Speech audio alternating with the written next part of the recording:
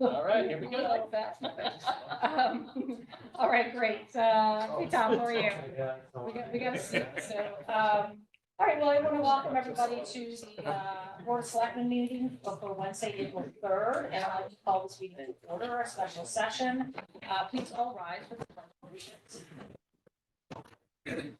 I pledge Allegiance to the flag of the United States of America and to the republic for which it stands, one nation, under God, indivisible, with liberty and justice for all. So moving on to item number 3, board member comments. So I thought actually I did write some remarks because I just wanted to address a few things related to the academy project. So I thought I'd move this into the record. It has been brought to my attention that there is a petition being circulated by a Madison resident that requests the board to call a special town meeting to reconsider the results of the February 15th, 2022 referendum regarding academy. Certainly, all residents are welcome to exercise their rights in seeking such a meeting. However, after talking to town council and bond council on this matter, they determined it would be improper for the town to take any formal actions that would seek to cancel the project, despite some residents' efforts to do so. They also indicated after initial review that the petition is likely not valid, and this is due to some practical reasons as it relates to the petitioner's request. The town has already issued $6 million of notes in anticipation of construction starting sometime in 2024. The town has committed over $1 million of these funds for the investigation, design, and development phase of the project, and has existing contractual obligations with advisors, consultants, and architects. These expenditures have already been incurred and cannot be refunded. The town is obligated to fulfill representations made to investors in our offering circular dated December 2023. As part of the debt issuance, the town agreed to spend the proceeds in accordance with the federal tax regulations, and that includes spending the vast majority of these funds within the next 12 to 18 months. The petition being circulated is to hold a special town meeting, not a petition to hold a referendum. A town meeting cannot overturn the results of a town-wide bonding referendum held over 2 years ago for a project already in process. As with every bonding resolution approved at referendum, the Board of Selectmen has the authority to amend the scale and scope of a project to meet any budgetary restrictions. Tonight, the board will be hearing from the Academy Building Committee on what some of those changes should be in order to stay within the approved budget and remain in alignment with community priorities. We are thrilled that the town has been awarded a record $7.6 million in state and federal grants to pay for this project, significantly more than originally anticipated.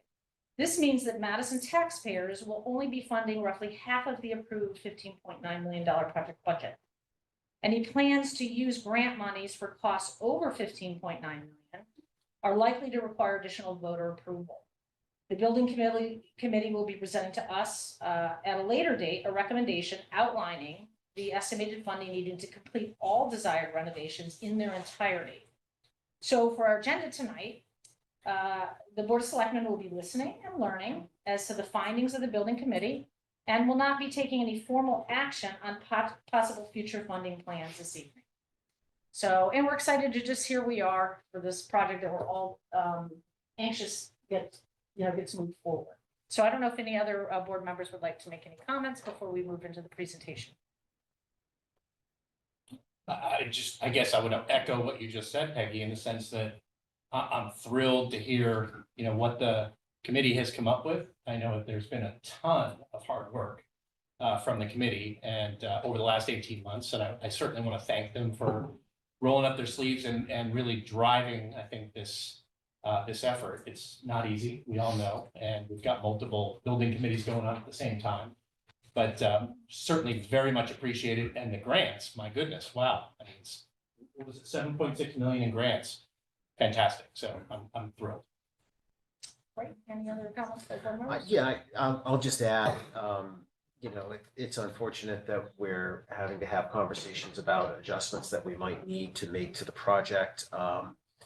But if we go back in time and remember how much time we spent discovering what the community wanted, how consistent that messaging was from the community regarding a community center, not to overuse that word, And culminating in a referendum vote that really wasn't even close. It was really quite definitive. I think it is now our job as the Board of Selectmen to figure out how to deliver that project that the community clearly over a long period of time articulated that they wanted. And I know it's my first desire to see us build out exactly what was voted on and to explore every possible option to get us to that point. If the conversation at some point turns to value engineering, changing to live within the budget, then so be it. But that is very much my plan C or D, not my plan A. Okay, great. Any comments? No? Okay, good. Well, with that, I will welcome Colliers and the architect, our architect, Tom O'Carey, I guess is here. We have several people in attendance, just to maybe introduce Joe Valentine, the chair of the building committee. And I don't know if there are other building committee members here. No? Tom O'Carey is the architect that we've hired on this. And Colliers, I'll turn it over to Mark Stolenka to do a presentation from what the building committee's recommendations are at this stage. Thank you, Peggy, and good evening, everybody. Jeannie, can you pull up the presentation? I think this is much easier, not that presentation. I don't like the Zoom camera thing either, but unfortunately it does help with people at home to know who's speaking, so. We know how many people are online too. Yes. Well, we got quite a few, like 50. Oh, great, yeah. Good. Well, while the presentation's being loaded up, I did want to introduce Tom O'Carey and my colleague, John Copeless, who will be participating in some level in this presentation that we wanted to bring to you all today, which really is just more of an update as to where things stand relative to the $15.9 million that we voted on back in 2022. As we know, it's a fairly volatile construction market, and a lot has changed in the market, which is driving a lot of the conversation that we're having this evening. I'm stalling as much as I can to get to the presentation. Most of the meat is documented versus coming out of my mouth. Let's see, Jeannie, can you hear us? She's in my office. But I'm having technical difficulties. Bear 1 second. It wouldn't be a meeting without. Let's blame it on the rain. I will say that this takes you to send that, was it sending that? There's just didn't carry the word for being long. Yeah, there was a large file and just getting it from Yeah. Factory Road to here was not easy. Yeah. I could have driven it here quicker.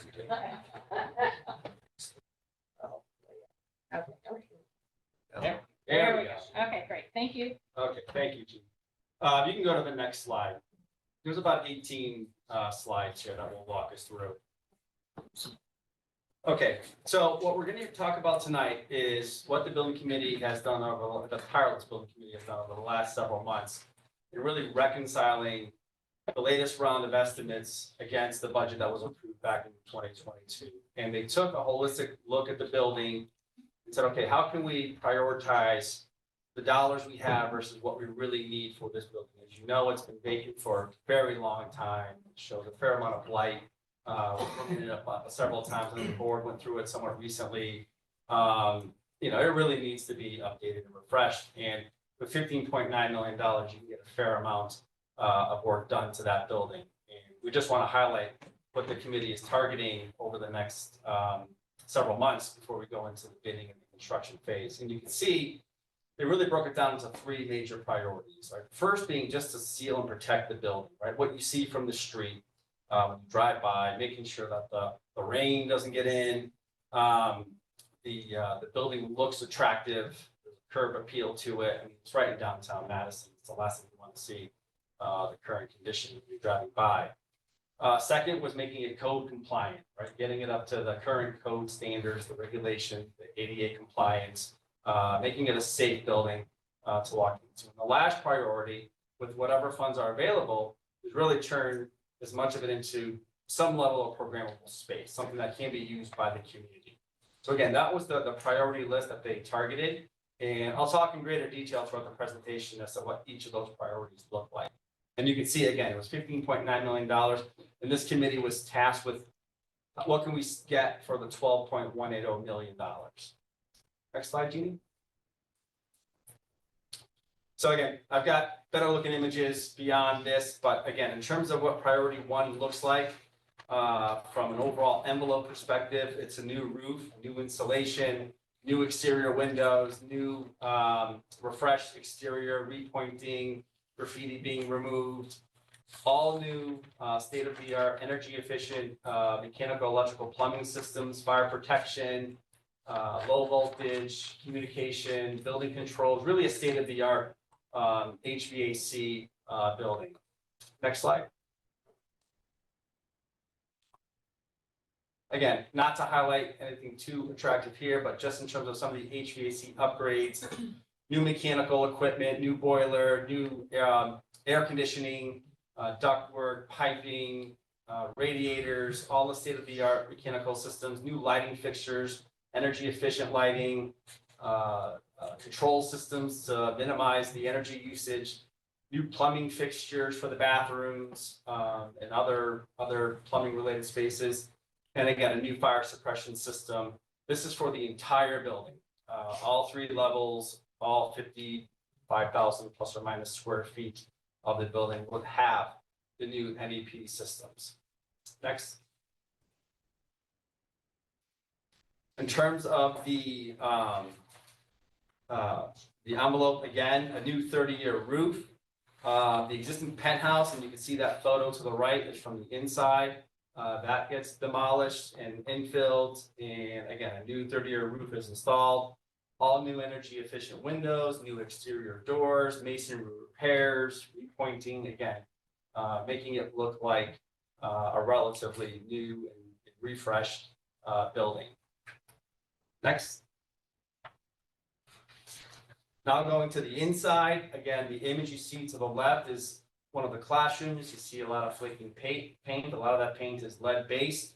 There's asbestos, PCBs. All of that is abated and removed. There's a new sanitary septic system that's required, a much larger than anticipated system that would accommodate some of the other town buildings that was unanticipated originally. A new entrance and elevator with ADA accessibility. So that if you've been in the building, you know you have to walk upstairs to get into the building. That wouldn't be the case. And then, you know, a regrade in access to the building from the parking lot is also provided. Next. Again, these images depict top right is elevation looking at what the new entrance would look like. Middle top is the aerial with the plane looking at that new lobby entrance with the elevator. If you the picture you see down on the bottom left is the courtyard that would be infilled and become interior space, and that's depicted on the plan with some soft seating and loungy type area. And then the lowest level, if you haven't been in the building, you may not know that you cannot get from one end to the other. The corridor would be added, making it the connection seamless from one side to the other side. So these are all currently in the project as the building committee has conceived this these dollars. Next. Priority 3 was okay with what we have left. What do we want to do, and how do we want to prioritize? You know, the $1 million or so that's left in the budget. And they took a look at, again, more larger community type spaces. So the gymnasium, the large gymnasium is a space that is high on the priority list. The recital hall, if you know that building you walk in, you've got that really attractive, cute looking theater space. The art room, which is on the upper level. And then some necessary spaces for some level of security and facilities management. So somebody will have to man the building. So creating some space for that operation. And then any other programming space that budget allows. Again, the construction market is volatile. We see good bids and we get lower than what we're anticipating bids from contractors. Maybe we can afford some additional programmatic space. Next slide. This is an image of the existing gymnasium cleaned out.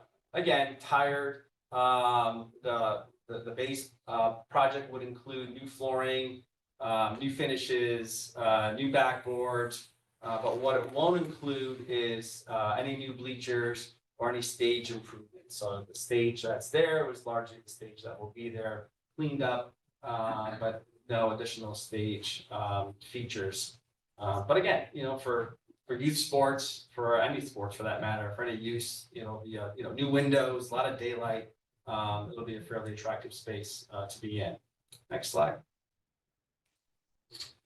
The recital hall, or that small little theater facing Boston Post Road. Again, the two images you see up there, one is facing out towards the street, the other is facing towards the theater. That would be renovated with ADA accessibility, and you can see in the plan in the lower right, there's a ramp that would lead up to the back side. In addition to the stage, there would be two community rooms on either end that would open up into that theater space. So you'd have a lot of, renovated, refreshed, usable space in that little theater area of the building. Again, all new mechanicals, all new electrical, plumbing, windows, you name it. Next. The art room up on the upper level, is a disaster, as you can see from the photos. That would be renovated, new casework, new finishes, ADA accessibility. Again, there isn't a flat spot in this building. So there's another ramp that would be installed that would allow wheelchair folks to get into the building, into the space. Again, new finishes, occupiable with new lights and new plumbing, new HVAC systems. That was a priority. Next. So what wouldn't be included, right? So, when you've got a deficit, some things unfortunately can't survive at this point. So the building committee made, tough decisions. These aren't easy decisions to make, but providing built out spaces for town departments, geothermal was something that we would have liked. That became cost prohibitive. A new playground, which you see from the image on the top right. New finishes for the spaces outside of what I spoke about in terms of the art room, the theater, the gymnasium. We'd have, we wouldn't have new finishes. We would have new paint or new flooring or new ceilings or new doors. And then the site work would be limited to just really getting access to the building from the existing parking lot. We would really have to cut back on what we do with the site enhancements. The design team came up with a really nice plaza and site features, but again, with the limited funds that we have, the building committee needed to make some tough decisions, and we decided we just needed to get to the building, get into the building. So those are some of the things right now that unfortunately, due to the budget constraints, can't be afforded at this time. Next. With any project budget, there are dollars allocated for scopes of service that can always move around. And one of the line items that we created back in 2021 was furniture, fixtures, and equipment. So everything that you're sitting on fall under that category. And we identified about $700,000 worth of that equipment. If that money was transferred from what's called FF&E to construction, it might be able to afford some of the things that we couldn't include, which is finishes to some of the balance of the spaces. Like you see the two rooms up there, the classroom and the corridors, maybe able to finish those out with paint, flooring, and new ceilings, doors and hardware. Some millwork could potentially be added into the project. So again, you can do a fair amount with $700,000, and that was something that the building committee thought we might be able to use those funds for. But again, when you take those funds and transfer them to construction, it leaves a void in the budget, and any desires to bring in new furniture would have to be funded through a different source, or you can always relocate existing furniture. So that's always another option too. We do have moving costs built into the budget. So next. These are just some existing photos for those that aren't familiar with the building, what it looks like today. Great building for many, many years. I'm sure many of you might have even attended school there, but it's been largely vacant for, I think, 20 years nearly. And it looks like it's been vacant for 20 years. You can see a typical classroom, the gymnasium, recital hall, the exterior. Next, Judy. The bathrooms are really in tough shape. There's an old skylight there. You can see some of the finishes peeling just because of the lack of, HVAC, lack of ventilation, water infiltration. Again, this building definitely needs a fair amount of work. Next. So just to recap in terms of the priorities, you see some of the values. Those values that you see on the screen come from the estimates that we received from 2 independent estimators that were reconciled. So for us to carry the bill, the priority 1, which is essentially the HVAC system, let me just something incorrect. The new roof, the new windows, the exterior improvements, the brick, the gutters, the drains, that's roughly $9.8 million. A lot of that is being driven by the mechanical, electrical, and plumbing costs. Mechanical costs are skyrocketing, not just here in Madison, but everywhere. The priority 2 projects, which include the new entrance, the new sanitary system, the asbestos abatement, some interior demolition required. That's roughly $1.3 million.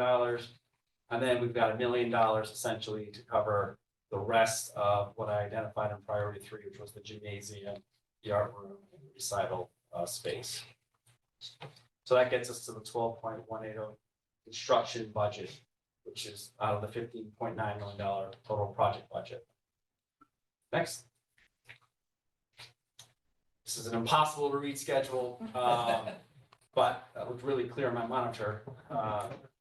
What you see there graphically depicts the major phases. So the blue bar you see up top is the design phase, where we are today.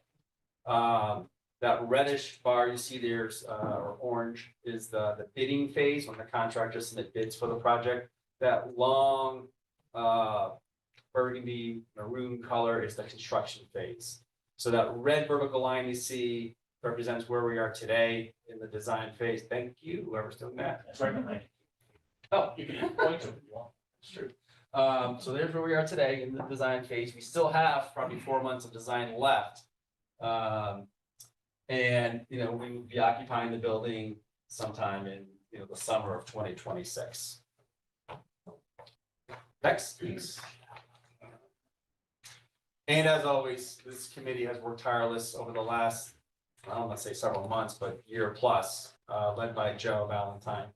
And the folks you see listed here, meeting multiple times a month. And again, not making easy decisions, putting in the hard work required to get us to where we are today, and making sure that the $15.9 million is not encroached, and the town gets the best that it can for the approved budget.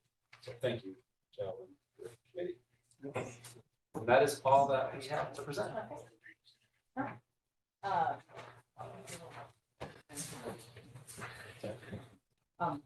Thank you very much, Mark. I'm sure probably, I know I have some questions. I don't know if board members want to weigh in.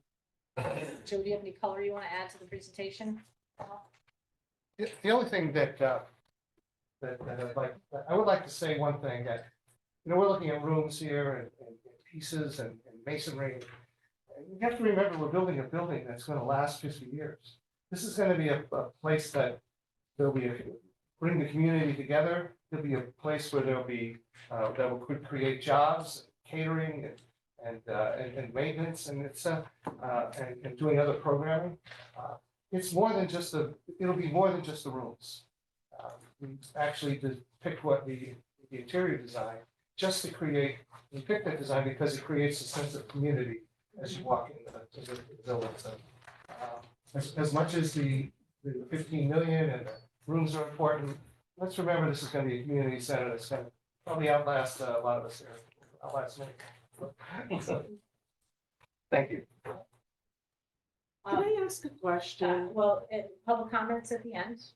So right now, this is board discussion. So this isn't a more of a. No questions, meeting, it's a part- okay. Okay, so, Okay. all right, yeah. So So I think this is an opportunity for us as a board to talk about where we are in the process.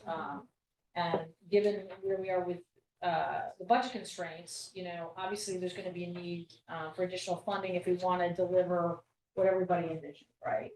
And I want to thank the committee because I know it was a tough decision to set priorities, right? When we look at, obviously, this budget right now will make the building, make the building alive again. And it'll get modernized systems in it. It'll have community spaces open. Unfortunately, it doesn't allow for some of the build out of the town functions, which we were excited to include in the building. It doesn't allow that right now, right? But the goal is ultimately to make that happen if we can get there some way. But I think the priorities, and I kind of went back to what we talked about, in these presentations to the public 2 years ago when we went to referendum. Like, why a community center? And I look at this and I think about the priorities you set with the current budget and kind of where we are. And the number one was preserves a treasured landmark facility and surrounding green space. That was one of the goals of trying to do this project. And we're doing that. We're preserving this, right? Repurposing a vacant, derelict building that's still sitting in the heart of our downtown, unfortunately, 2 years later, while securing it for public use. Everything that you presented accomplishes that goal. So we're bringing the building alive again. Provides needed space for high-quality arts, education, recreation, and cultural events. There's going to be, within this budget, lots of space open. It's not going to be all of it, but it's going to, some of the larger spaces that people were excited about, the art room, the small auditorium in the front, and then the gym, which we heard a lot from people about the gym. And I know that pickleball is anxious to get going into that gym. So it is going to provide that. It's achieving that. Offers public access to a theater and a large gymnasium for indoor concerts, meetings, events. It's not going to be as all the bells and whistles we would have wanted right now, but it will be there. It'll be open and it'll be space that we can use and have events in. And then solve space for some departments while also avoiding future costs. We're not quite there yet on that, unfortunately. We're going to try to get there, right? But this budget doesn't allow for that. So we as a board have to weigh in. Do we want to achieve that sooner by going out and getting approval to spend more money? Or do we want to, move the project forward as is?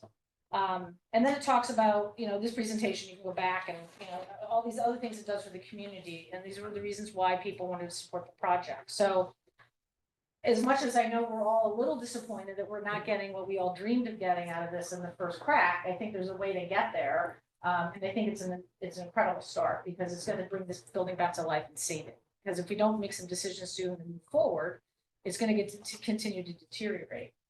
I think the timeline you talked about, in my understanding, is in order to get us on a path to renovation, we just need to move forward with the construction design plans. And then our board has to decide, we might luck out once this goes out to bid. We might find there's another $500,000 or $1 million out there, when the bids come back, that we can apply to finishing more rooms. As we learned through the school project, the bids came in below our estimates. We're in the Wild West right now when it comes to construction budgets and costs. So we can evaluate and see where we are, where the bids come in. And the timeline that you presented had bids coming in around, what was it? September-ish. So in September, it's no longer speculation. This is it, right? And so we could end up in a better situation, or we might not be in as good a situation. So, but we'll know more when we have those bids on the table. We were with the school. So, right, exactly. So, and the difference with this project is the school construction authority required us to have the full budget in place to go out to bid. And I think that's where people didn't understand in that situation. We were trying to assure the state that we had all the prerequisite money needed to go out to bid. We don't have those restrictions, obviously, on this project. And we can structure this as bid alternates and all this other stuff if we were to proceed. So, so those are some of my initial thoughts on seeing this. I did have an opportunity to chat with Mark and Joe prior to this, so I know you guys are absorbing this a little bit more. But want to open up for discussion and any questions you have so far. Well, I mean, we all had an opportunity last week to tour the building, I think for the second or third time. And I think, well said, Mark, that the building is deteriorating. The longer we wait, the worse it's getting. We saw some water damage. Listen, we saw the active shooter drill issues that are still in the building, that are all over the building. it's getting worse as we wait. So I think, the pressure is somewhat on to get things moving. I guess as I was walking through the building, there was a lot of really cool features. These big, broad hallways, the tin roofs, are amazing. And I guess I didn't hear a lot in the presentation or conversations about historical preservation. And I know that was a part of the original RFP. Can you guys just comment maybe a little bit on that for us so that we get a perspective on, because I know that was a part of the voters. They wanted to preserve the building. And there's some really interesting features in that building that I think we all feel pretty important to preserve. Can I speak from here? Or do I? You can do whatever you want. So most of the spaces will be preserved. So the open classrooms that are going to be retained as multifunction spaces. There was a picture of one of the classrooms in the presentation, all of that trim and tin ceilings, that will all remain. New ductwork will hang below it. So you're going to generally see most of the spaces preserve their natural character. The only spaces that we don't have the luxury of doing that are some of the spaces that are being converted to offices in our concept, in particular the offices for the youth and family services spaces, just because as a result of how they function and their programming needs, there needs to be acoustical separation between those spaces. So we have hung ceilings in those spaces between the proposed new partitions. But other offices like Beach and Rec's offices can actually maintain the volume of the space and have open partitions, space to space. But in that first build out, as sort of Peggy was inferring, we're not moving forward necessarily with the build out of the town spaces. Would Correct. that be a second piece to do the second ceiling? Yeah, so if that build out's not gonna be done, those existing classroom spaces will just stay as they currently remain, and there'll be a multifunction classroom. So the open spaces. Open space.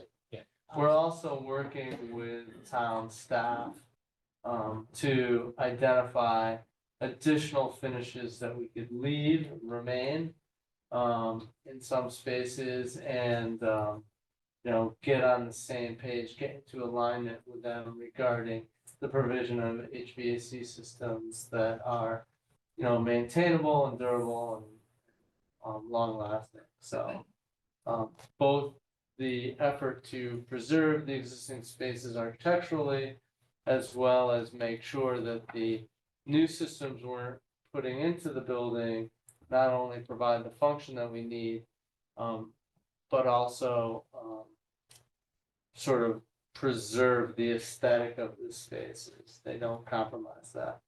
So just building on that point though, back to it, as we were walking through the building, in the art room, one of the things that I think we all sort of went, was the skylight. Yeah. There was 3 or 4 skylights in there, and there was discussions about whether we retain that or not retain that. Where are we in the current thinking right now? I believe the current plans in that particular space show the skylights some being removed and some being replaced. There There will be some there, though, is that what you're Yes, saying? there's a Okay. source of water infiltration problems there. And again, we want to ensure that any plan we put together protects the asset overall, long-term. And, we want to pick and choose, use diligence as to which skylights we will keep. Like that back of the room. Yeah, right, no, I know. Again, Well, yeah. And I think also in just conversations with building committee, they haven't gone through on David had talked about the page turn level to all of it. So there's not been a final sign off on, and they've gotten a lot of good feedback. We provided feedback based on yours. Yeah. So there'll be a few more iterations over the next couple of weeks, on some of these things and trying to preserve. I think the messaging is about preserving more and replacing less. But that's a iterative process that we're going through, and also with the town space, thinking about how can we still get some of the things that the town might need if we're gonna be pursuing that additional funding, because right now that's not in the budget. How can we do that while preserving things better and making better use of space? Yep. It's helpful. Thank you. Tom, how will What will be the appearance of the building externally? When people are driving by, how will it look different? How can you paint us an image of that? Well, it will look different in that the historic character of what I'll call the South Building along Route 1, which was the original building, will be restored in a complete way. All of the exterior trim will be updated and painted and refreshed. All of the masonry will be cleaned and repointed. The windows will be new. The building itself is really going to retain its original character. In addition to that, we're proposing some accent lighting on the building to really make it a little bit of a gem sitting there on the green. The Academy side of the building, Academy Street side of the building will be cleaned up and restored as well, including some of the, I guess we could say Art Nouveau frescoes that are on what is the east side of the addition, the gymnasium addition that was put on a later date. And then the new entrance, which will face west, we're actually, to create the new entrance, we're removing an entire classroom bay and we're creating a glass entryway. In architectural terms, sometimes this is referred to as a hyphen.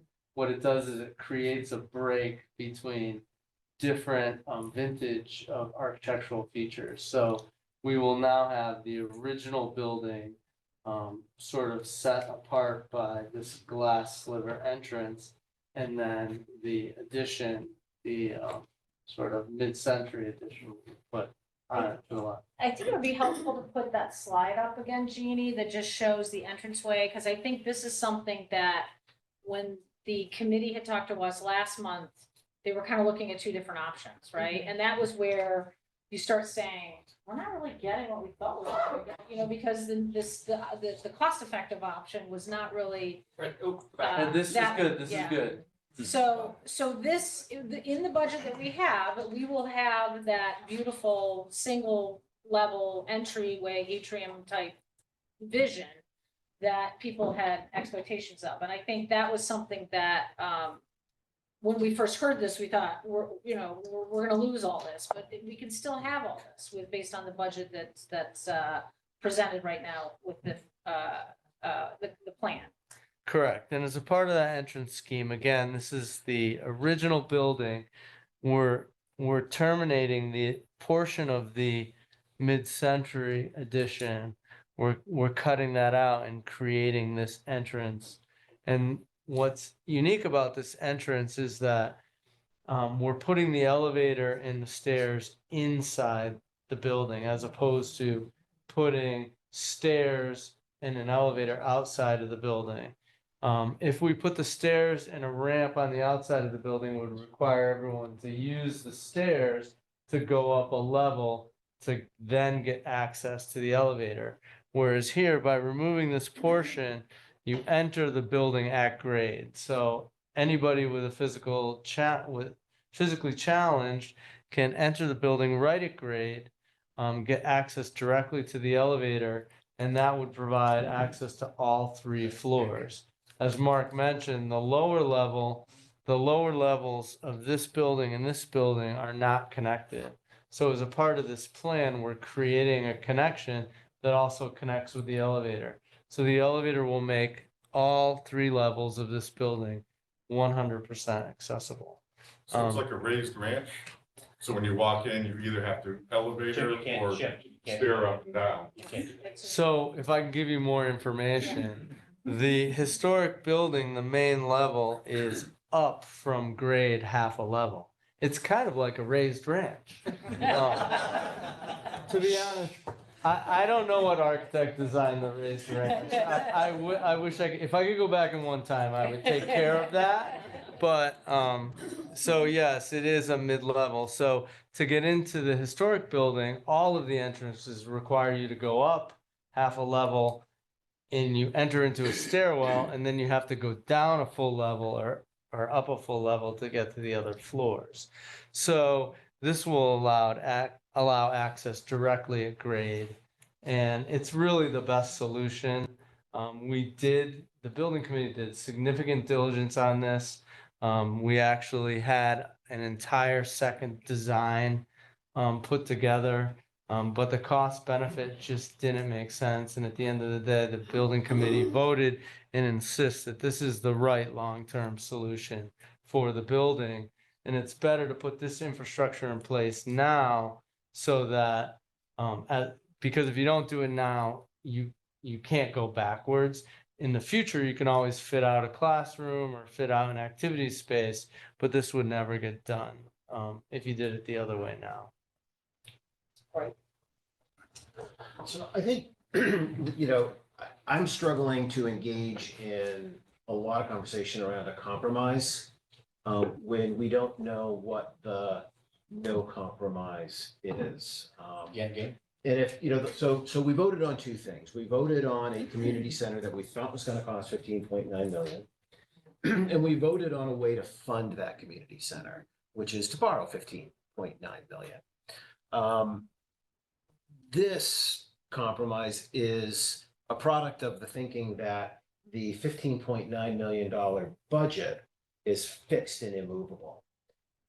And I think we need to understand what the stretch is from 15.9 to the project as voted on before we get really engaged in a compromised version of the project. Now, we may find out from residents that no, 15.9 is a hard budget. We don't want to see any more spent. But we may also find out that the community says, look, as long as you don't spend more of our property tax money, which is what the bonds are, we're willing to let the project grow in budget, use other funds for it, for instance, the grant money, and leverage that grant money more effectively. I don't think we know that yet. I think we really need to understand what that is before we start talking about where the compromises are. And So it's unique Yeah. for us because we've never really gone down that road. Other communities have. Other communities have gotten into projects, discovered that they were going to be more expensive, and gone back to the taxpayers and said, will you allow us to increase the budget? And they've done it successfully, I think. And recently that's happened, but I guess you mentioned a compromise, like, I don't see this plan as compromise. To me, this is just sequencing. We're moving forward with what the budget allows currently. And then we can keep going if we get approval from the voters to spend more, right? If we decide to go that next step. But I feel like, it's not, there's no nothing. I mean, we have to proceed with this base renovation because it accomplishes pretty much what we said we were going to give to the voters and what we gave to our investors. There's also an So- opportunity too, as we talked about earlier, that who knows with the bids could come back under like they did with the school, and then that affords us the ability to do other things. So, to me, it's an opportunity for us to keep the ball rolling, move things forward, and figure out sort of the end game as we go. So I think we're all kind of saying the same thing. Yeah, no, I mean, I don't think that, it's a sequencing thing, we're gonna have to start with what we currently can afford and then hope to get funding to continue to completion. If I could contribute Yeah. 2 cents, I would just say if there's anything we've discovered in this process, and my team is discovering on all of our projects, and we do a lot of projects, is that time, especially today, time is worth money. In the last 2 years, we've lost 15 to 20% construction costs, easy. The cost to do everything is escalated, and it's just been based on economic changes over the last 2 years, and it's been pretty dramatic. I'm pretty sure Mark's company is experiencing that across the whole spectrum. So if you have dollars that you can contribute, or you can put to stabilizing the asset, right? Getting the asset secured so it doesn't experience any more deterioration. And you do it in a way that allows you to build upon it If additional funds come to the table, whether it's today or it's 3 years from now, I think taking advantage of the time and having that money in hand, and stabilize the structure, make it compliant, code compliant, I think that makes really good sense. And then there are some potential options that would, I mean, we've already done a lot of the design work. So you could bid the extras as ad alternates, and if the bids come in favorable, you could choose what you spend the money on. And if the bids don't, then obviously you can't have any of that additional work. But I think it would be a good idea if you have funds in hand and you have enough budget allocation to stabilize and preserve the building, that would be a good idea. And I'm not proposing that we put the project on pause while we figure this out. I think so long as we are not moving forward with a decision that then limits our Finishing it, choices right, down the line, Right. then, then I think we're okay. And some of this early work is basic and common to any pathway. Any design, right, exactly.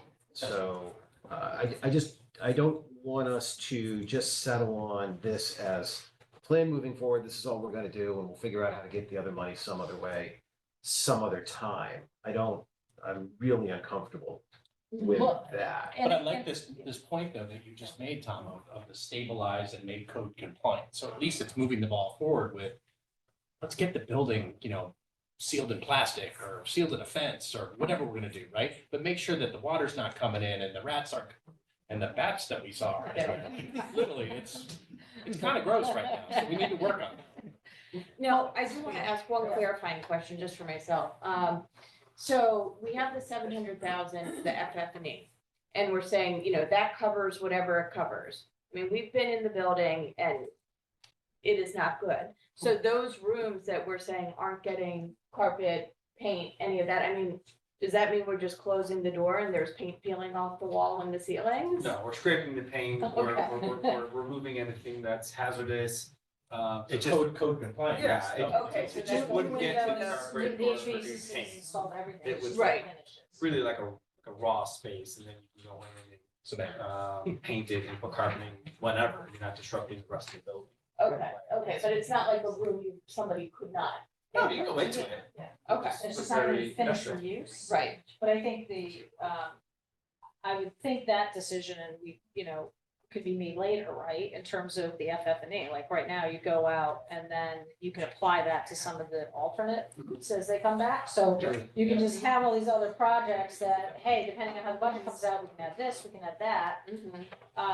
I think, just to comment a little bit on Bruce's point, I think that we all want to know what the budget, if we get this done in the next 12 to 18 months with the construction, what would it cost to do everything that we wanted? And the committee's Yeah. working on that. So they will be coming back to us and they're almost there, right? Mhm. I think you Yes. wanted a little time to do that kind of page turn thing. I wanted to weigh in a little bit on the town space and work with my staff to make sure that we're alignment about what, the departmental staff, the office space and things like that would be. And so that would happen over the next couple of weeks. And then I think they could come back and say, okay, we need X amount of dollars to finish this, right? And then I think the timeline, I did have a brief conversation with town bond council about, okay, if we had to get approval for this, and this has to do with our bonding resolution, that grants received have to be netted off the bonds. And we have to get approval to appropriate more money to the project. So he's better able to articulate this than I am. So if we have to go down that route and say the board says, whether it's $2 million, $5 million, some number, the board feels like we want to go down that path to get approval for the extra money. The project keeps going. They have their design plans and everything. We can look at that timeline. So if we were to make that decision this month, it would basically, we would be looking at some sort of voter approval in June, and that would be the best case scenario, right? So then beyond that, you'd have to make a decision when you would want to do it. And we can talk about all those timelines. So that would be where the project will keep moving along. They're getting ready to bid, they go out to bid. We go out to the public and say, hey, we want to be able to get the full thing done in one package right away, and get approval or not approval. So we'll talk about that at a later meeting, but just to give you a sense, we'd have to move pretty speedily if we were gonna try to get something out like before the summer, which is not an optimal time to have a standalone referendum, and then we'd have to have the conversation about, do you then put that on the November ballot, which has complications, because now you have to go to the state to get approval for the question, so you're basically having to finalize the question by the first of September, so that's a little bit on the timeline. I've had the pleasure of serving as a liaison between this Board of Selectmen and Joe Valentine's Building Committee.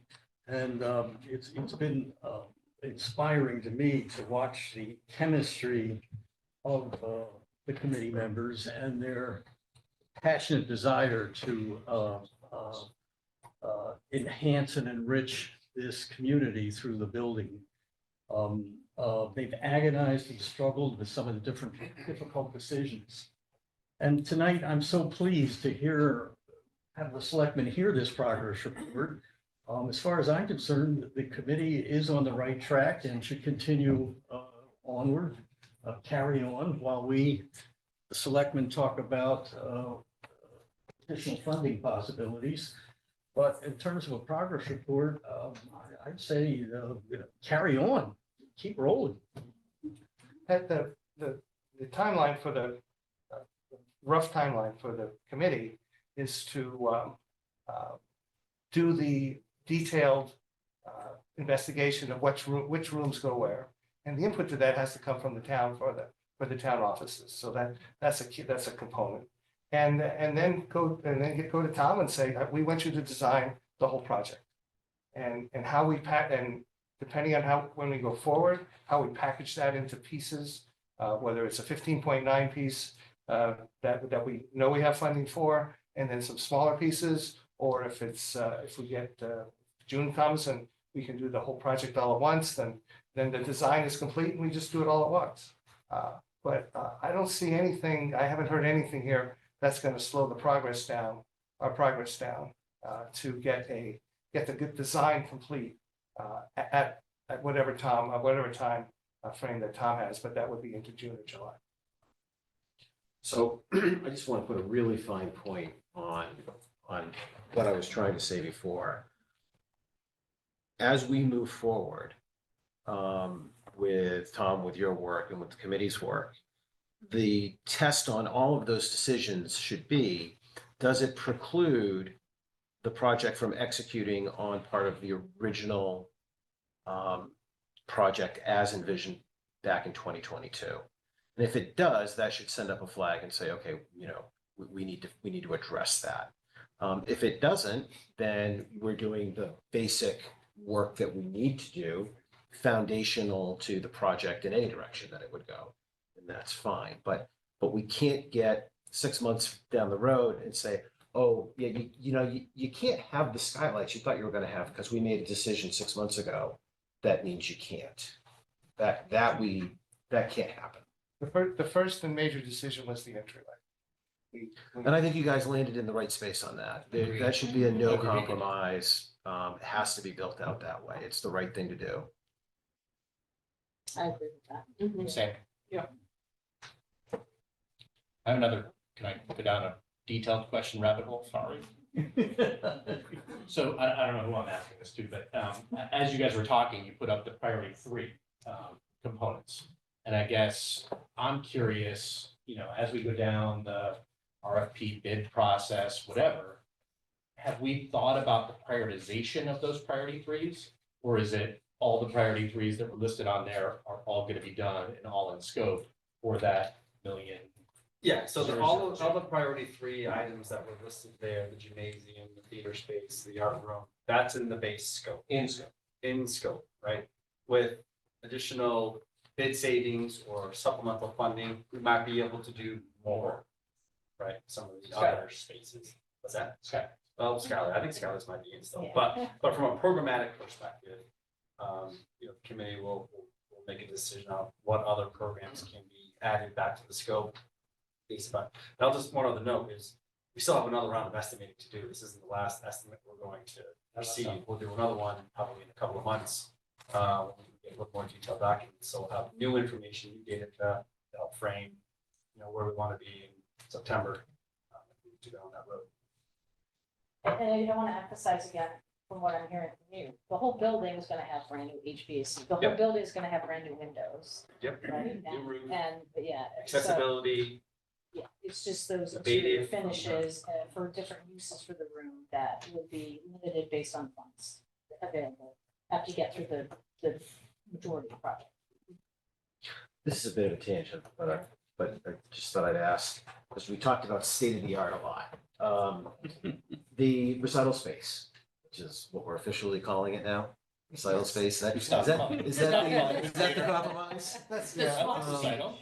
That is perfect town meeting space. Yeah, When you say state of the art, will it have the virtual meeting capabilities wired Wi-Fi. into it? it'll Like have the Zoom. infrastructure, but Yeah. depending upon what we do with that, remember that. We can take these budget? TVs and move them down there, that's not a Then problem. you'll have it. But no, I mean, the infrastructure will be there, but whether or not the funds are there for new monitors, for the actual equipment itself, that's to be determined. That depends on what we do with that $700,000 or a portion thereof. To fund some of the other costs. So right now, just so I understand, the $700,000 is part of the 15. Right? Yes, 100%. So, so in theory, you could say, we're gonna take $300,000 and put it towards construction to get Sure. one more room done. Yep. But we could still leave $400,000, because I'm just thinking, you have a $700,000 FF&E budget for the whole building. Yeah. But we're only gonna have 3 rooms or 4 rooms completed, so it wouldn't seem to make sense at one point that you, if we're in that state, you would redirect some of the funds to complete more. It's not all or right? none. You can take a portion and the building committee has access. to And all that's of where it. you have to go through and say, okay, we're gonna have these rooms open, we gotta make sure that we have things for those rooms.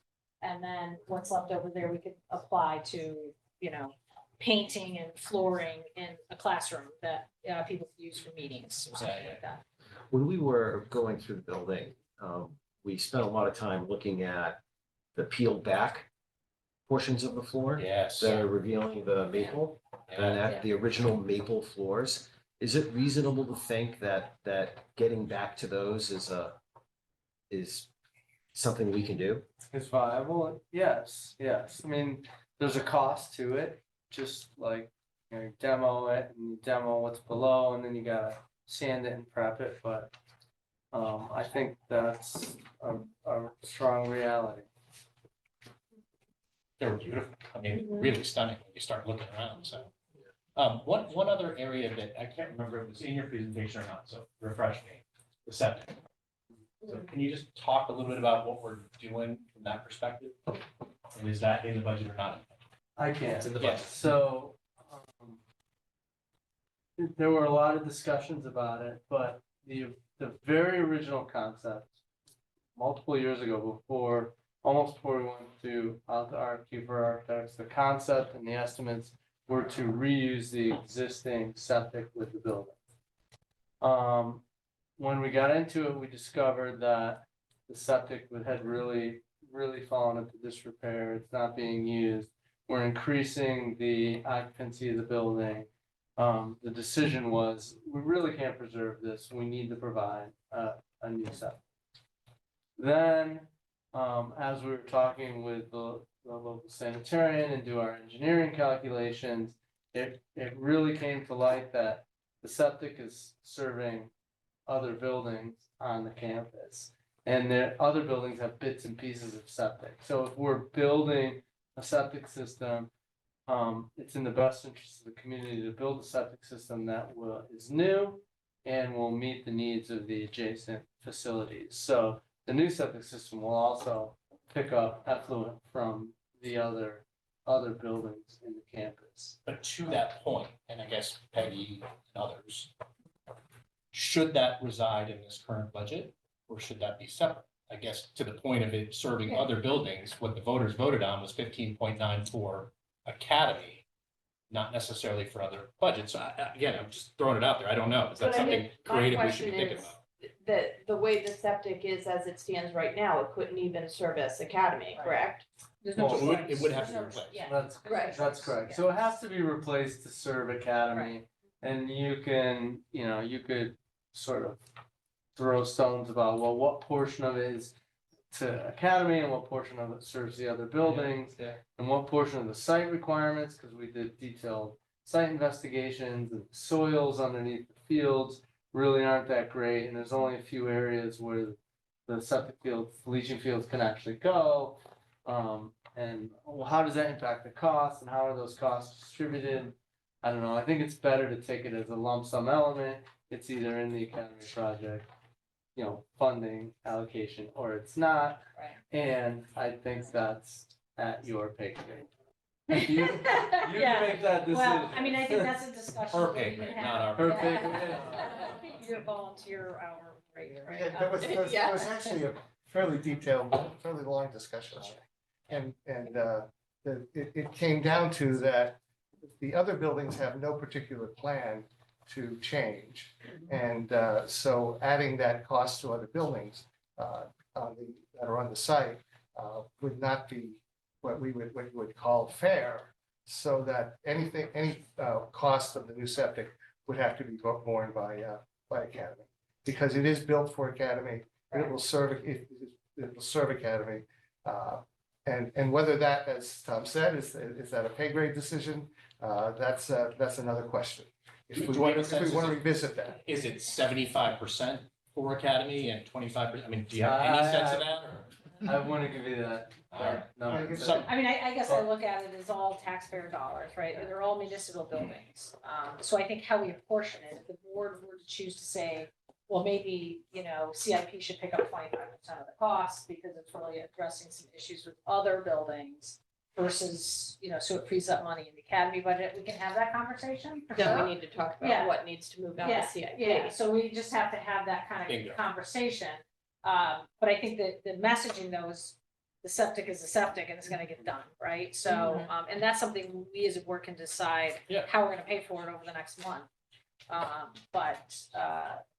I think you have to have, the septic can't, there's no choice to keep the old septic system Totally, and just, I understand. and keep it isolated. I'm just thinking of creative options, that's all. Yeah, So, yeah, no, I mean, it is, but it is something that we're like, it is gonna help solve some problems for that whole area. Sure. And an investment that multiple buildings will be benefiting from, as we move forward, because it's kind of an overdue, necessary improvement that needs to be done that way. Right, but like we've said, we wouldn't be talking about septic investment if we weren't talking about Academy, so. Right. Yeah, fair. I think, Yep. I think for the sake of simplicity and keeping the conversation as unconfusing as possible, it really needs to be wrapped up in the bigger, in the project, so that when we talk about Academy, we're not saying, well, that's on a different ledger, don't worry about that. That's, it's, I think that starts to, I tend to That's feel problematic that for me to way do as that. well, because you can't have a functioning building without the septic being done, and then CIP has so many projects in it, so then if you're taking money out of CIP, then you really gotta evaluate what projects are you cutting from CIP. and to be fair, okay, so we're starting to get a little technical in our conversations. When we talk about CIP, this is money that's voted upon by the taxpayers. So the vehicle of CIP is a little bit less restrictive than a bonding path is. And we deal in it every year, but every year that spending comes to all of us to vote on. So this is not the Board of Selectmen or the Board of Finance or whoever is going to start moving money around and nobody's going to know about it.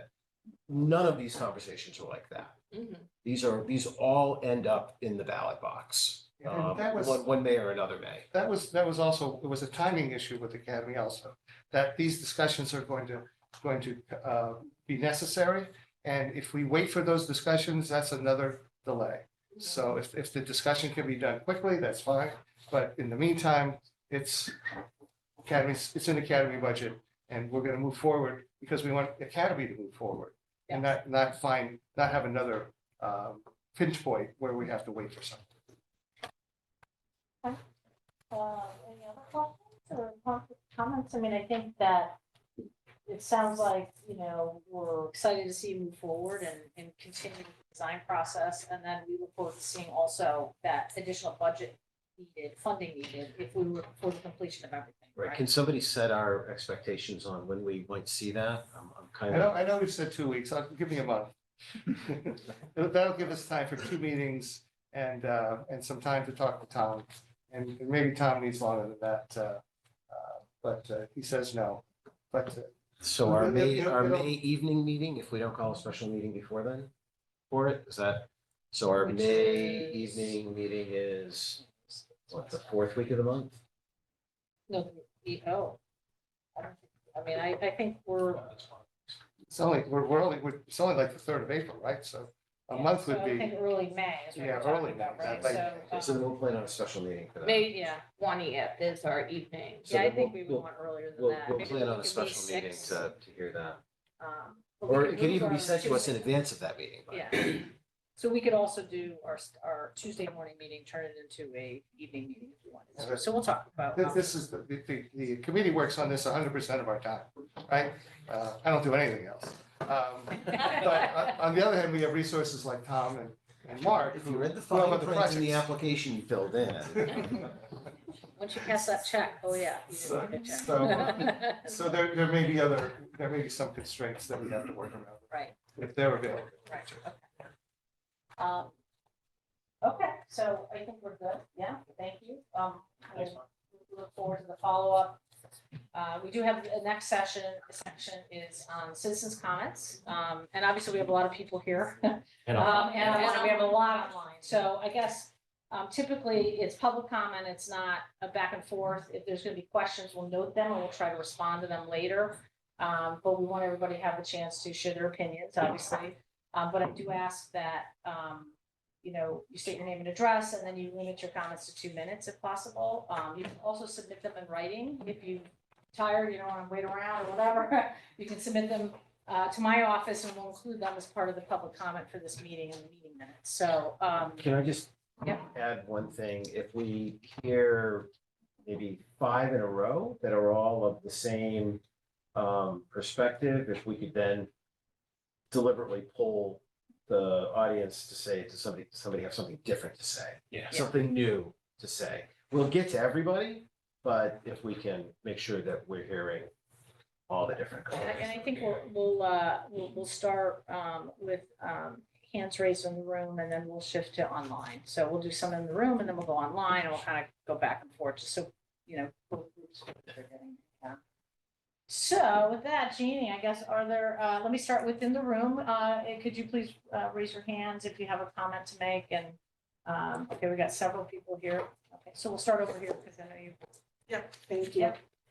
So certainly the Academy building. State your Name name. and Oh, I'm sorry, my name is That's Rory okay. Friedler, and I'm a Madison resident. So certainly the Academy building is a beautiful building that is very deserving of being fully restored. It looks like you guys have that aspect of it under wraps. However, I'm just wondering, I mean, we spent all this time in here today talking about the nuances of the building. I'm assuming there were no one in the private sector that were willing to take on that job. I'm assuming there wasn't someone in the private sector who wanted to restore the building to where it is. So it ended up in the public sector. So what is it, because this was not discussed tonight and I'm not aware of what's behind it. What is it that this community center, who is it going to service? And how is it that it's providing something that between the art center, the high school, and other facilities, it's not being met, it's not, the services are not met for the community. So that is my question. Okay, and so we're not really responding to questions, but I will direct, because there's a lot of information about what went to referendum. on the website. This is one of the presentations that was given about the community center, who it's going to serve. There's a whole, if you go to the website, there's a whole section on Academy, and it has tons of stuff in there. There's an explanatory text, and there's the presentation, there's polls, there's community surveys, there's the work that was done by the advisory committee about what the community wants from this. So I just recommend that if people have questions relating to the community center programming and purpose and things like that, then I would suggest they go to the website. Yeah, So, but thank you for your comment. Yeah. And thank you. next, back, we'll just work our way that way. Andy Valambroso. Scott, nice to meet you. Nice to meet you in person. Nice to meet you. Couple of things. Your opening statement was that the petition was illegitimate. I'm not gonna really address it. I'll let the attorneys, I was the point man. I'll let the attorneys that drew it up, follow up on it. One concern I have is the septic system. It's a serious problem, okay?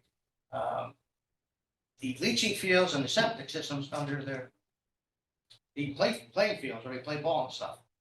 Okay, and the predominant soil is peat, which is decayed vegetation.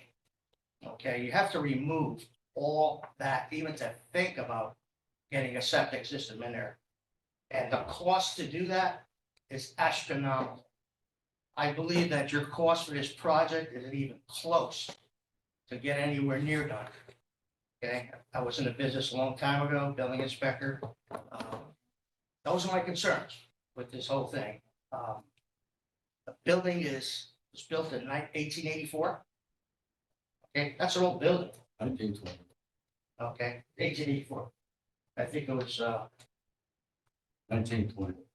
no, they did renovations in 1921 and also in 1935. I spent months researching this whole project for everybody. I think it's money well spent to put it somewhere else. It's a nice building. You've got serious radon problems in the area. You've got serious asbestos problems inside. You've got serious lead problems inside and out. All that lead paint from the windows and everything has gone into the soil. All that soil's got to be, the abatement of getting rid of all that is going to be astronomical. And I just think you should reconsider that building. I would sell it, let a private investor come in and develop it, get some tax revenue in the state, in the town, and get everybody's taxes down. I'm worried about the seniors in this town. The costs for them staying here is going to be unaffordable. That's it. Thank you. Okay, thank you. Jim Schmaltz, Madison. So I've been following this from the beginning. I'm in the trades. I didn't think it was a realistic budget to begin with. I still don't think it's a realistic budget, even what we're looking at now. Just an abatement, the abatement numbers that we're talking about aren't going to be even close. I FOIA'd a bunch of the documents. The abatement numbers that they're talking about are from 2018. It was over $800,000. That was the inside of the building. If it wasn't for lead paint removal, it was only to meet OSHA requirements. It was $5,000. There's cloth wiring, all needs to be removed, means all the walls have to be opened up. The tin ceilings are either going to be gone because they're lead paint, or you're going to have to restore them. So you're talking about, are we gutting the inside and building a community center? You're also talking about, oh, we're going to restore the character of the building. In your documents in 2018, you're only spending $5,000. You're going to paint over the lead paint. You know, that's not what you should be doing. So you're either going to replace it all with plastic, or you're going to go through and spend 5 times that just to get the paint off and make it a restoration. You're talking about the gym floors. The gym floors are unrealistic, right? So you have maple floors. Maple floors have glue in them that has asbestos fibers holding down asbestos tiles. So you're going to tear all of that out. To do gym floor here was $400,000.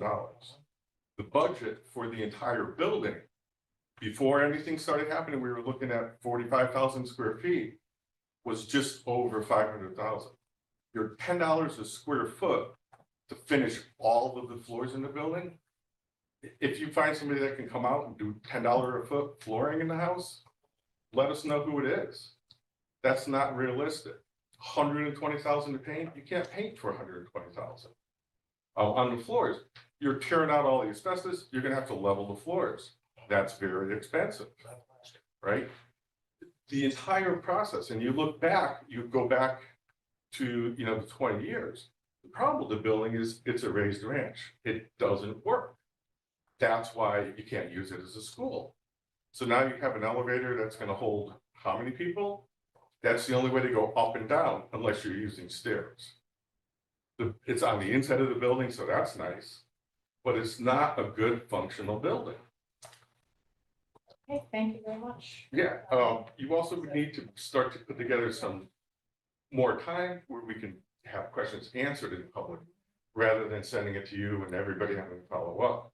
We're a town meeting form of government, we're the legislative branch, we need to start being considered in these things. We also need to be able to vote via Zoom.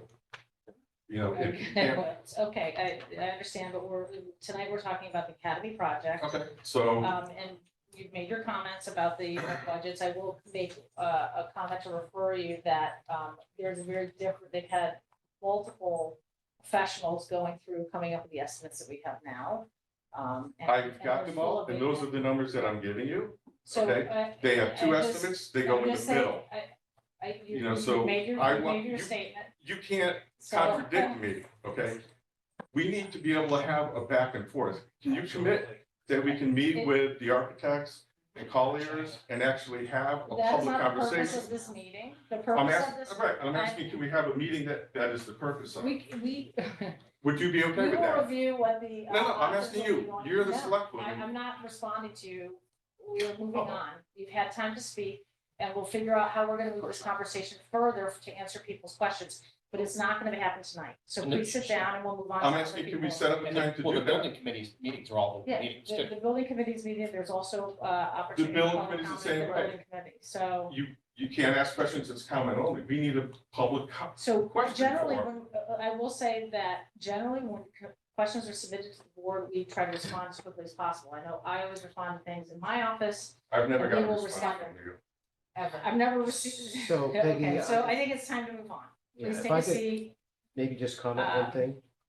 I think in keeping with past practice, the Board of Selectmen, whenever it's weighed important issues, has gone out and sought that back and forth with the public, and I certainly would imagine that might happen.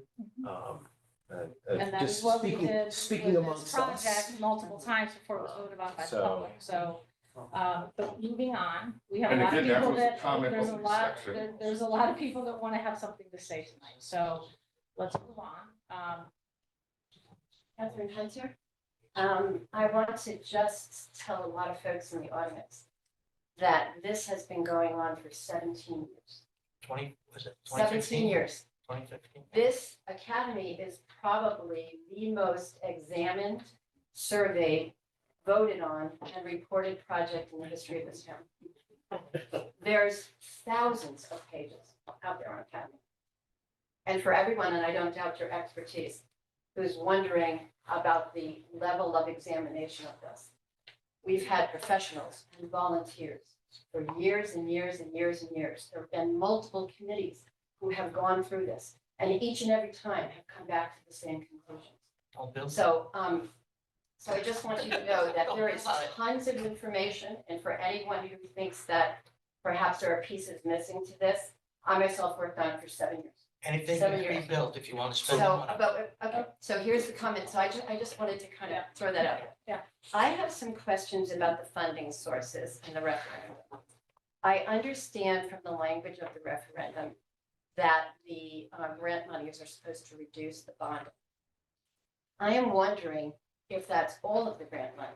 I'm also wondering if the way that the referendum was structured and the specific language of the referendum if it's possible that any of the monies that are received that are not specifically for construction may supplement and not reduce the bonds. Secondly, zoom out, drone view. If we're talking about the difference between 15.9 million and 22 million to get it done, and some of the, or 17 million to get it done, and the bonding is 15.9, and the grant monies are 8 and counting. What's the spread? I mean, Bruce asked the question, but if the whole project, the way it went to referendum, is 18 million, that's different than if it's 22 million or 25 million. I think that's something that would be very important to know as you move into the project. I'd like to also reiterate that there were discussions for years about other sources of funding, and some aspects of this project are ripe for personal and private fundraising. Look at what the folks did with the surf club, the bleachers. Look at what folks have done with specific other projects in town. Something like at the library too. There have been groups that have gone out and sought specific sources of funding and who also have started private fundraising. I think the little theater, which is now being called what, the reception, is a perfect opportunity for that. Some of the FF&E stuff, perfect opportunities for that. I would also say, is there any opportunities at Colliers for some of the reserve line item to be a happy surprise at the end? You know, there's a percentage that's usually done for the reserve on a construction budget. Is there any opportunity for that money to come in? I'd like to reiterate what Scott was saying all along, which is that until we actually have the bids in, there's no reason to think that there couldn't be enough money to spread to some of these other rooms. And finally, I would like to reiterate that time is money. And a good portion of the cost overruns here have been because of time. And that's not to impugn in any way the committee or the volunteers on this, but time is money. For your comment? Dick Buller, Opening Hill Road. I'm also the chair of the Madison Youth and Family Services Board. And as a taxpayer, I'm thrilled with the progress. I'm thrilled to see a school that 2 of my children had the opportunity to go through, finally move out of this state of disrepair and move towards actually serving a purpose for the community again. It's a wonderful building, and I commend the work that's been done by the building committee and the advisory committee and the board itself. I do want to just say that I'm, as the chair of NYFS, I am disappointed, as you can imagine, to see that they're not going to be slotted into phase 1 unless the budgeting does change. And I just ask that you consider the space needs and work on a contingent plan if that doesn't turn out to be a phase 1 opportunity, because unfortunately the mental health needs of our youth have only gotten exacerbated by COVID and the whole pandemic. It hasn't gotten any better, and the needs have only increased over the past few years. Thank you. Why don't we go to online for a bit? We will come back to the, so we haven't answered. Let's see if there's any hands raised online.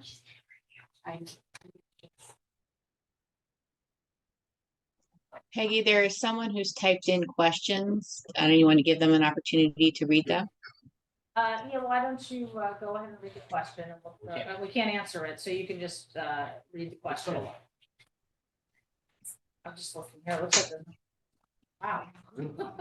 Well, and before we We can just come back read to the questions, why don't we come Yeah. back to the room? Yeah, we'll come back to the room, and then and I know this woman over here. We're going to you. Yep. If We're we going get to, we're going back to the room, please. Yeah, you're on. Please state your name and address. Dana, Madison, Connecticut. I don't doubt that a lot of work went into this project. It's obvious it did.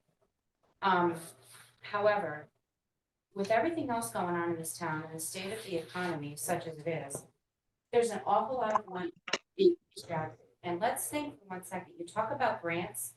Grants come from the state. Where do you think that money comes from? That comes from our taxes. Okay, so no matter what, this money comes from our taxes. And I feel like we don't need a recital room. What's the library for? There's a whole thing in this magazine that we all got of all the things that the library can do, cooking classes, art classes, yoga classes, why do we need a community center to do that? Okay? It's gone above and beyond, and it's out of control. I am all for preserving things, but I'm also old school. If you don't have the money, you don't buy it. Fair enough. I mean, come on. How much more? It's crystal clear that this is not going to be $15.9 million. It's going to go above that. How much more are you willing to ask from us? About 40 million. You know, it's ludicrous. I'm not going to be able to afford to live here much longer, and that's not fair. It's not fair. And I can speak for a lot of the people in this town that feel the same way.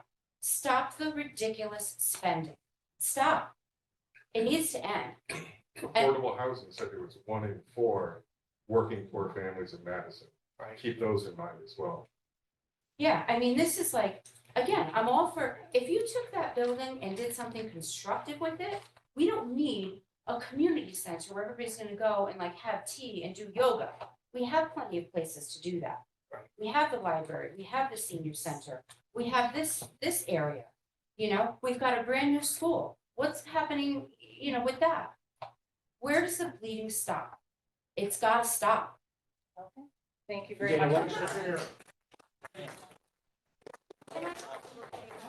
Yeah, what was your last name for the I record? prefer not to say. Well, it's- You have to have it. I have one more thing to say. Their addresses when you say your addresses when you talk? We're supposed to? No, do you ever? No, because we're elected officials. Scott Murphy, 62 Nursery Lane. Yeah, okay. But it's the past practice, and I think it's even. Just a little statutory- intimidating for people, I It is think, and I like to speak up for them because I feel that way too, so. One of the obvious things is that the last thing we want is a room full of Guilford people speaking on behalf of Madison people. Understood. I don't think So- there's any of those in here. Guilford? So, and this is all on the public record. You know, one more thing, and this is important. I think Jim and I disagree on a lot of things, but I agree with him on this. He absolutely is right. We should have a question and answer. Well, you know, we're allowed to speak, but you guys aren't allowed to answer us? That looks like, what kind of like dog and pony show is this anyway? It's ridiculous. Well, I'll make a general comment. We set up a lot of time. This project had a lot of community conversations on it. If the board wants to have, and of course, if we're gonna be proceeding in terms of spending any money, we always have those conversations. We have not even just a town meeting, we have a public information session. We've had a lot of back and forth on Academy over the last many years.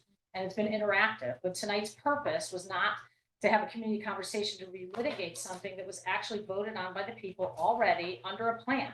This was a discussion about where the budget's getting us in that plan right now, and that's the purpose of tonight's meeting.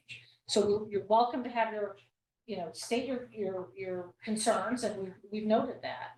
And so we just want to let some other people speak. There's a hand raised behind you. Oh, I'm sorry. Yes, Hi. go ahead. Good evening, everyone. Sheila Valagrosa. I just have a question for you. You know, there's a lot of language being shared tonight in regard to this, you know, renovation. To me, it's all R2D2 language, I'll be honest with you, okay? But what I need to know from perhaps you, and maybe you can't answer me right now, is beyond this and we build a building, what's the cost analysis that's going to be there, that's going to cost the town of Madison and the taxpayers of Madison in regard to the maintenance, the lights, the heating, the insurance? Where is the money coming from there? And that's coming from what I'm hearing, maybe from us, okay? I mean, our taxes just went up. We're gonna see something coming down the pike in the next couple of, I know my taxes went up 60–70%, and I'm not gonna see that maybe until April. Hopefully the mill rate will drop a little bit and things will even off. But, you know, what's the cost analysis? And maybe I missed that, and maybe it's not on the website, to maintain this building. It's one thing to build it and spend the 15, 16, 18 million to build it. But what's it gonna cost us on an annual basis to maintain this between the staff that's in there and the heating and the insurance? That's all. That's what I wanted to ask. Because it's basically in the long run gonna come out of our pockets. That's it. Good question. Yeah. Any other hands raised? Couple. It's a simple question. Name and address. Oh, Alan Friedler in Madison, Connecticut. Is there any, planning for revenue generation from this particular building, or is that not part of it? I couldn't hear because Is there anything in the plans for some type of revenue generation as a result of the building. Because, kind of makes sense, you should have some kind of plan for that. So, once again, a lot of this was discussed in public conversation many times. There has been discussion about the cost of the building. There's been discussion about the revenue plan for the building. The programming is people are gonna have to pay for the programming. So that's all been part of the public conversation for a while. So there is discussion about all that. Any other hands raised? Yes. Garrett, from Madison, Connecticut. The grant money that we got from the state, federal, I guess it's state money. I just want to know the stipulations. I think all the taxpayers would like to know the stipulations for taking that money. Do we have to do anything by taking that money? That information will be forthcoming. We'll share that with you, but there are grant agreements the town does sign. We have not seen federal grant agreements yet. The state grant agreement was signed over a year ago, and they go through a public process and they're voted on by both the Board of Selectmen and Board of Finance before we accept any grant. So it is a public approval process that we go through. Garrett, what was your last name? I want to give that. Alrighty. Any other, I will check back, I guess, for if there's any online hands. I just kind of find it unusual that there's no one online. Oh, one came up. I spoke too quickly, so. So go ahead, Jeannie, if you want to allow the online. Hi there. Thank you all so much for all your hard work with this project. My name is Beth Azaveda. I'm at 81 Silo Hill in Madison. I just want to say I'm a new resident as of summer 2022, and I'm thrilled to hear about this project. As a member of the Madison Newcomers Club, we struggle to find community spaces for us to meet.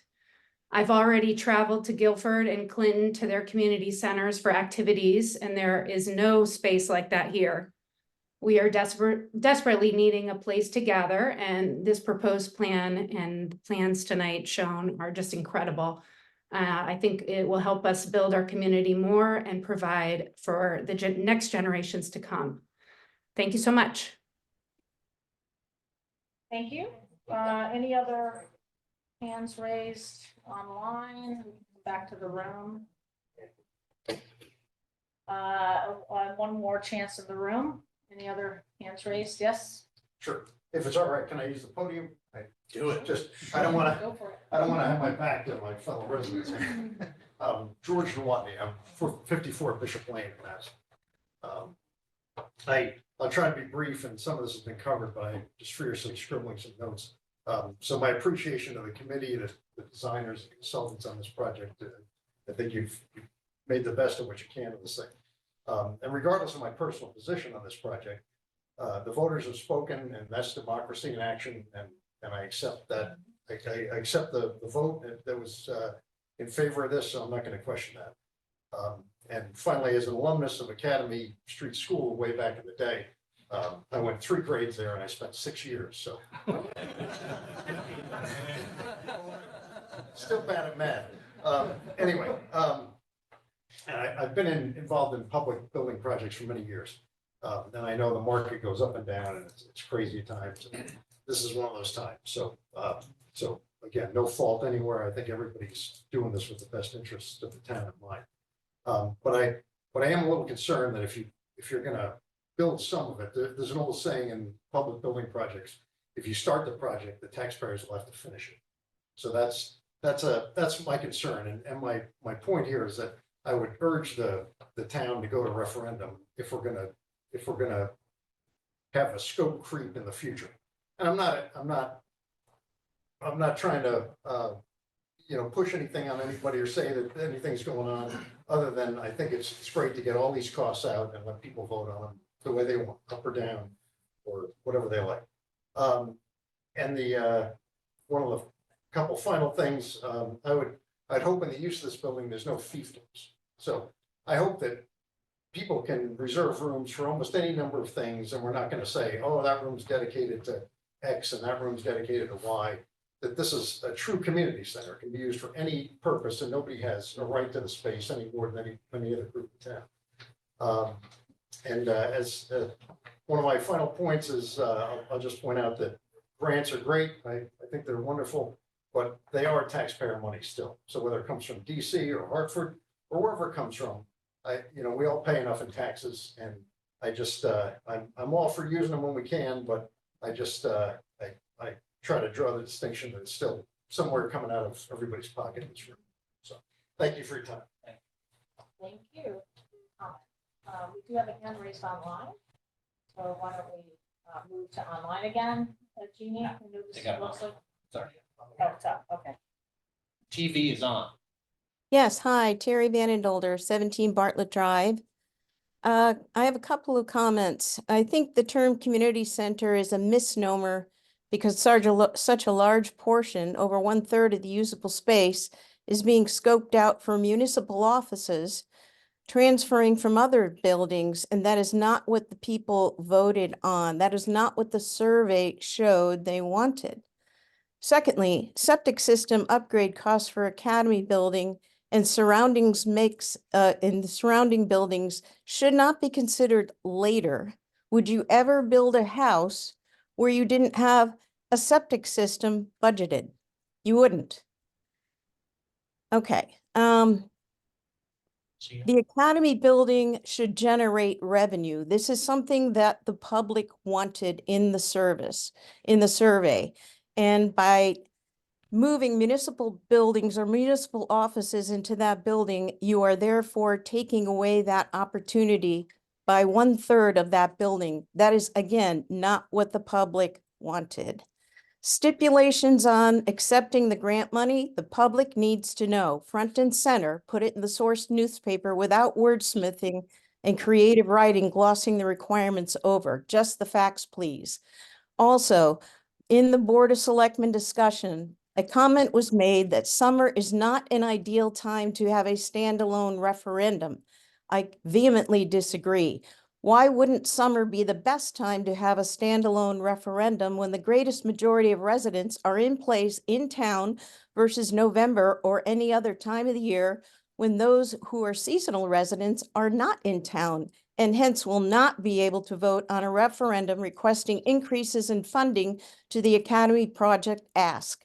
It seems that burying a referendum vote in the calendar to a time when a large portion of residents are away from the area and will not have the opportunity to vote on a referendum is a strategic political move designed to manipulate or secure the outcome versus have a vote that is representative of the voting Madison population. And I applaud those who stood up in the audience and had the courage to say what they had about the ridiculousness of the cost of this and how it has changed from what it was originally supposed to be. You can see all of my questions as I typed on the Q&A in Zoom. I look forward to hearing your responses.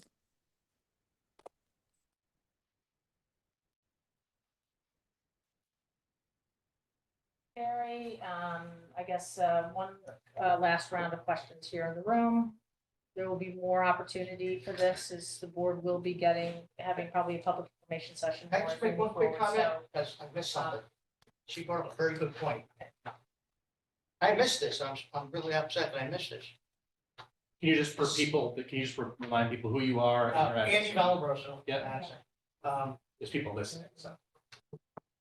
Is it a fact that you guys are leaving out the septic system? No, it's in right now. It's in scope. It's in scope. It is in scope. It is in scope. So that was a misunderstanding. Because she made a comment that. Yeah. That was it. Wasn't.